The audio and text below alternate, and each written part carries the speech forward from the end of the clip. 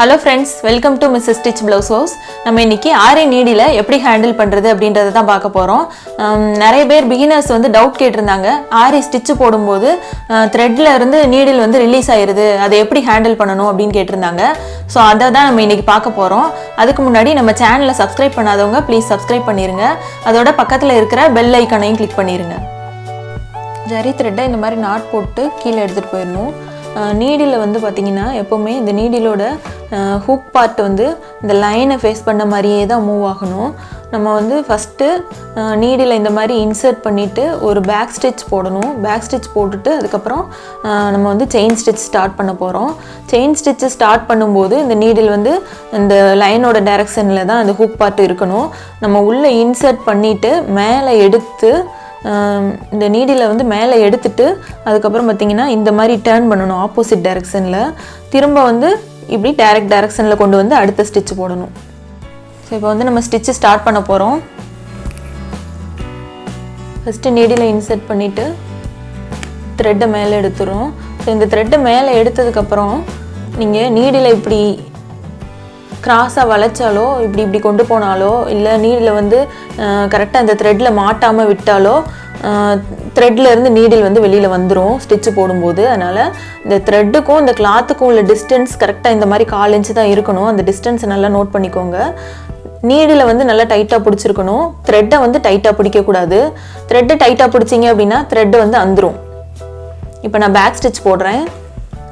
கீழே நீடில் இறக்கிட்டு த்ரெட்டு மாட்டியாச்சு, மேலே எடுத்தாச்சு. மேலே எடுத்ததுக்கப்புறம் நம்ம வந்து இப்படி நீடில் வந்து இப்படி டேர்ன் பண்ணால் தான் அந்த ஸ்டிச்சில் இருந்து அந்த த்ரெட்டு வந்து வெளியில் வரும். இப்போ வெளியில் வந்துருச்சு. இப்போ வந்து ஸ்ட்ரைட்டாக ஸ்டிச்சு போட ஸ்டார்ட் பண்ண போகிறோம். இந்த நீடிலோட ஹூக் பார்ட் வந்து லைனை ஃபேஸ் பண்ண மாதிரி இருக்குது. இந்த டைரக்ஷனில் வச்சு நான் உள்ளே இன்சர்ட் பண்ணுறேன். திரும்ப கீழே த்ரெட்டு மாட்டியாச்சு, மாட்டிட்டு மேலே எடுத்தாச்சு. எடுத்ததுக்கப்புறம் இப்போ வந்து நீடில் டேர்ன் பண்ணுறோம். டேர்ன் பண்ணியாச்சு. ஸோ பழைய ஸ்டிச்சில் இருந்து இந்த த்ரெட்டு வந்து வெளியில் வந்துருச்சு.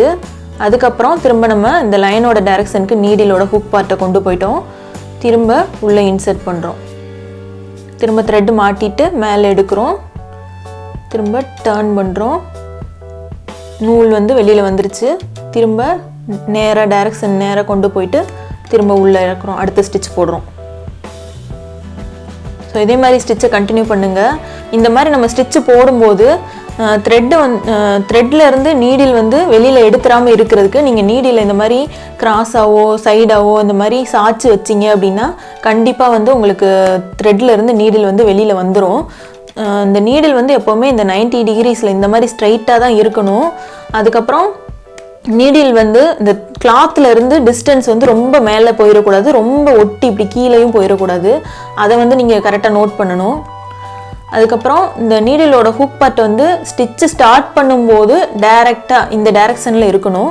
ஸ்டிச்சு எண்ட் ஆகும்போது இந்த மாதிரி நீடில் வந்து ஆப்போசிட் டைரக்ஷனில் திரும்பிடும். திரும்ப அடுத்த ஸ்டிச்சு போடும்போது நேராக வந்துடும்.